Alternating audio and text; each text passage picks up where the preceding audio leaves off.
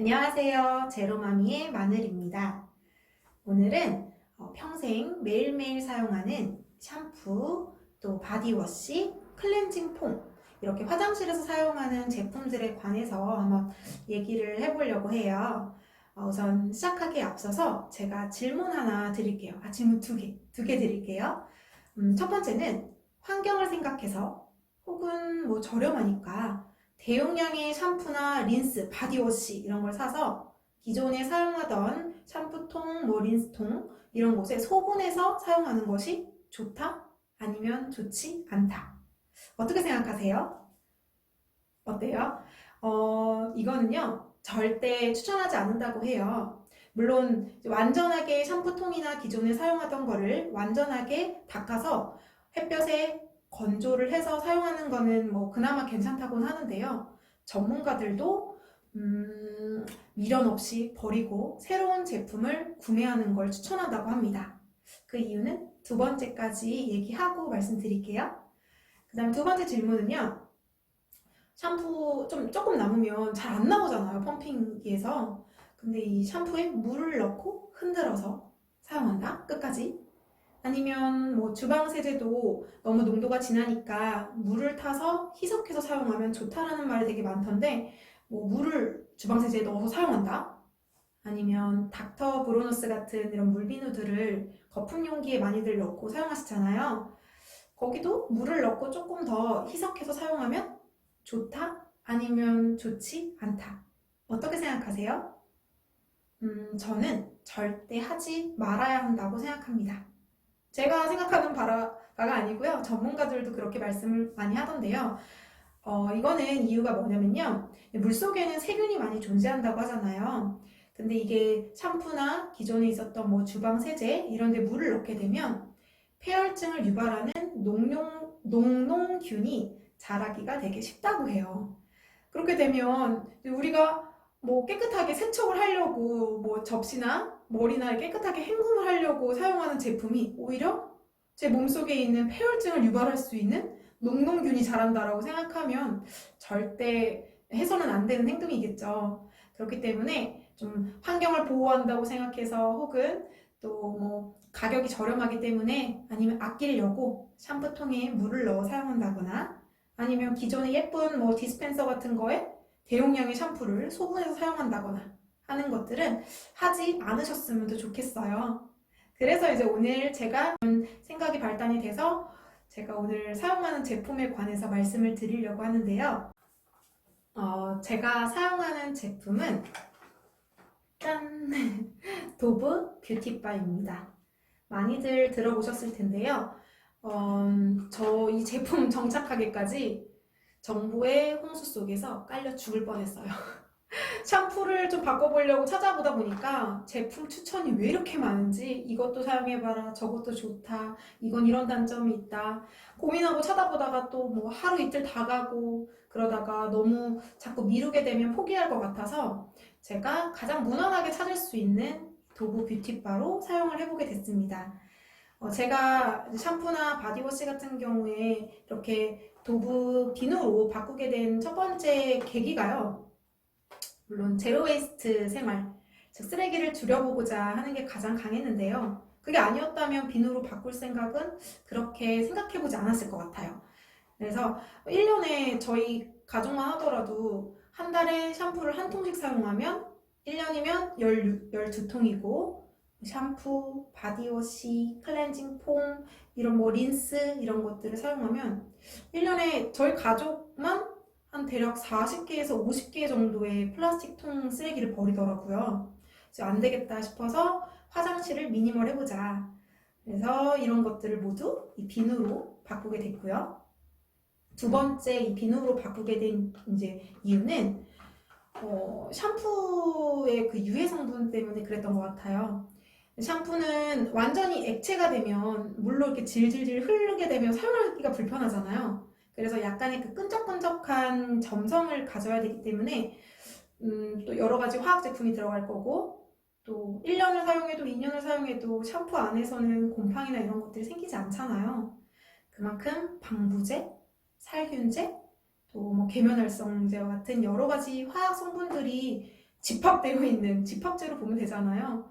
그걸 사용하면 아이들의 경우에는 성조숙증을 유발하기도 한다고 해요. 얼마 전에 또 가습기 살균제다 뭐다 이런 성분들에 대해서 많은 얘기도 있었고, 계속 사용하면 인체에 유해한 걸 알면서도 사용한다고 생각하면 계속 찝찝해서 안 되겠더라고요. 그래서 당장 바꿔야겠다. 그래서 환경 오염을 줄이고자, 또 결국에는 가족의 건강을 생각해서 비누로 바꾸는 건 어떨까 생각해서 이 도브 뷰티바로 정착을 하게 되었습니다. 사실 사용한 거는 다른 비누는 사용해보지 않았고요. 저는 도브 뷰티바를 사용해봤는데 괜찮더라고요. 지금 대략 사용한 지 한 2달 반 정도 지났고요. 아직까지는 저희 남편, 저희 아이 머리부터 발끝까지 사용하는데 단점 없이 아직까지 잘 사용하고 있습니다.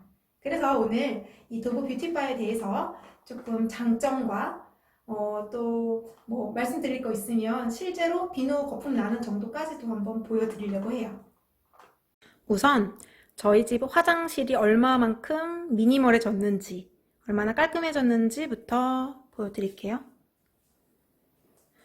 우선 손 세정제도 기존에 그 펌핑 형태의 아이 깨끗해를 사용하다가 비누로 바꿨고요.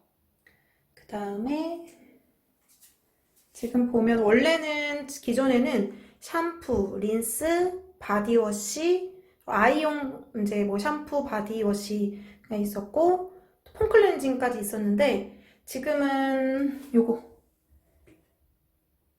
얘는 클렌징 오일인데 아직 클렌징 오일을 뭐 어떻게 대체해야 되는지 잘 몰라서 클렌징 오일은 아직 플라스틱 용기에 들은 걸 사용하고 있고요.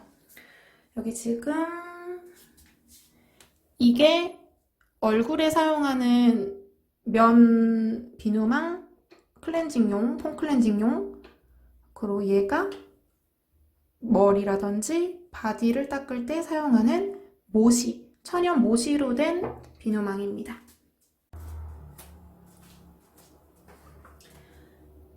이 도브 비누는 일반적인 비누는 알칼리성이라고 해요. 그래서 머리를 감았을 때 뻣뻣한 게 그 알칼리성 때문에 그렇다고 하더라고요.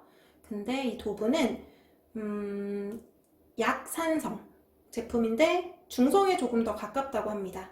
그래서 피부과에서는 아토피 아이의 비누로도 사용하기에 좋고, 또 저희 남편이 지금 턱 부분에 모낭염이 좀 났는데 그 모낭염이라든지 여드름 피부에도 중성 비누를 추천하던데 이 도브 비누를 뭐 아토피라든지 모낭염, 여드름 피부에도 좋다고 하니까 한번 사용해 보시는 것도 좋을 것 같아요.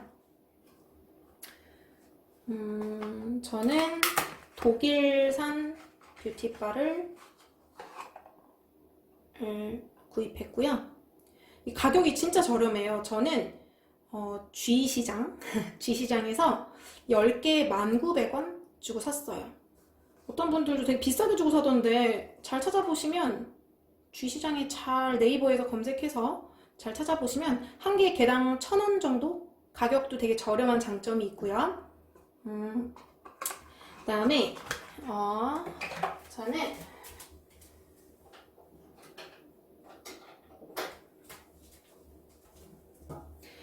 뭐 따로 사용하는 이유가 있냐라고 생각하시면, 저는 머리랑 몸에 사용하던 비누를 얼굴에 사용하는 게 좀 그럴 것 같아서 저는 이 부들부들한 면, 100% 면으로 되어 있는 면 비누망으로 클렌징을 하고 있고요.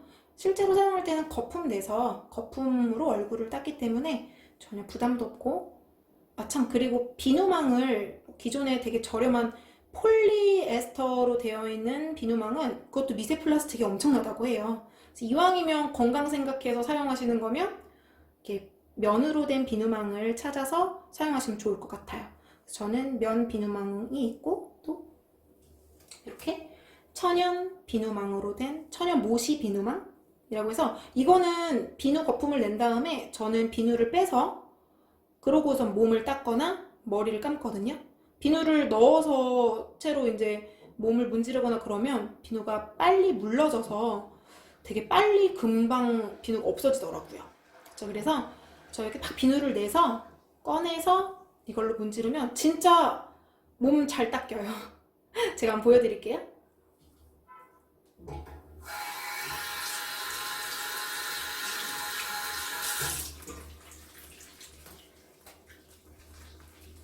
이렇게 거품을 처음에 낸 다음에 저는 비누를 꺼내요. 그러면 비누도 절약되고 좋죠? 이렇게 해서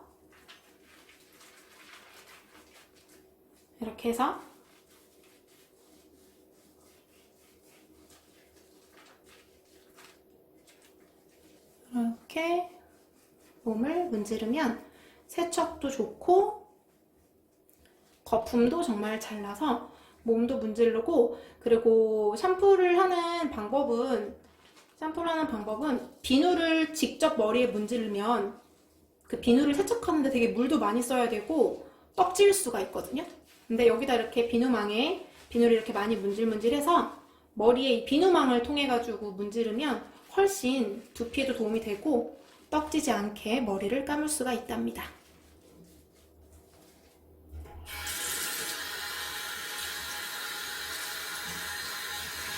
이런 비누망은 3개월에 한 번 정도 교체하는 게 좋다고 하는데, 저는 지금 비누를 사용한 지가 한 2달 반 정도 됐거든요.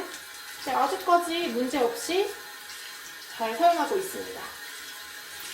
그리고 완전히 건조가 되도록 꼭 그냥 올려놓지 않고 덜어서 말려놓는 방법을 선택하면 좋을 것 같아요.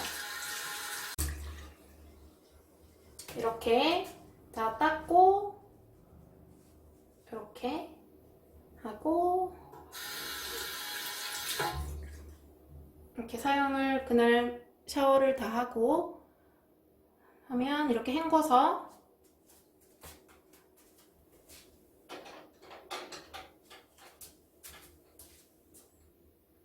고리에 이렇게 걸어두면 정말 금방 비누라서 그런지 금방 마르는 것 같아요. 그래서 완전히 건조해서 사용을 하고요. 그렇게 해야 세균 번식이 좀 덜하겠죠? 그래서 곰팡이도 한 번도 곰팡이 같은 거 생기지 않았고 완전히 마른 상태에서 항상 사용하게 되더라고요.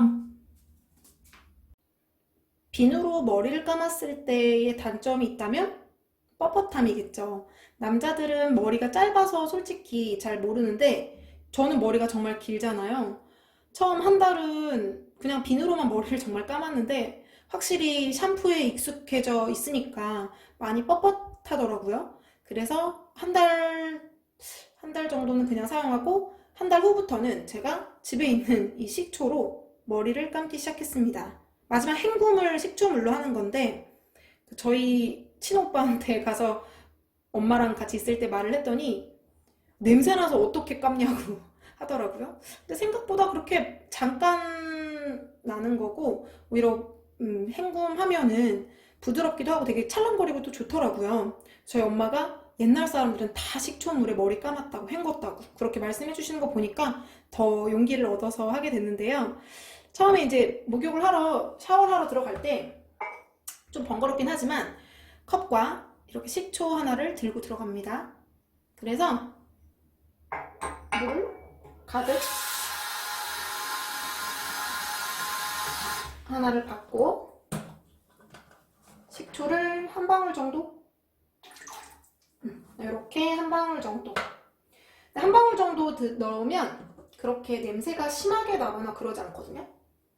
원래는 큰 양동이에 뭐 한두 방울 정도 해서 거기다가 헹군다고 하던데 저는 집에 세숫대야랑 이런 거 놓는 거 싫어서 곰팡이 생기고 관리하기 싫을 것 같아서 그냥 간단하지 않으면 사실 포기하게 돼요. 그쵸? 그래서 저는 컵에다가 식초 이렇게 한두 방울 넣어서 그냥 머리에다가 부어요. 부어서 마지막 헹굼을 한답니다. 찾아보니까 많이들 알고 계시는 러쉬에 있는 샴푸바에서부터 동구밭 제품, 뭐 샴푸바, 린스바 이런 것들도 되게 많이 사용하시더라고요. 본인에게 맞는 거라면 뭐 어느 비누든 상관없이 이것저것 한번 사용해 보시고 건강에 조금 유해한 이런 샴푸나 바디워시 같은 걸 사용하기보다는 또 환경을 생각해서 일석이조로 행할 수 있는 이런 올인원 제품 아니면 비누로 바꾸는 걸 저는 추천드리고 싶어요. 오늘 제 영상이 조금이라도 선택하시는 데 있어서 도움이 되셨기를 바라면서 그러면 좋아요와 구독도 꼭 눌러주시길 바라면서 다음에 또 만나요.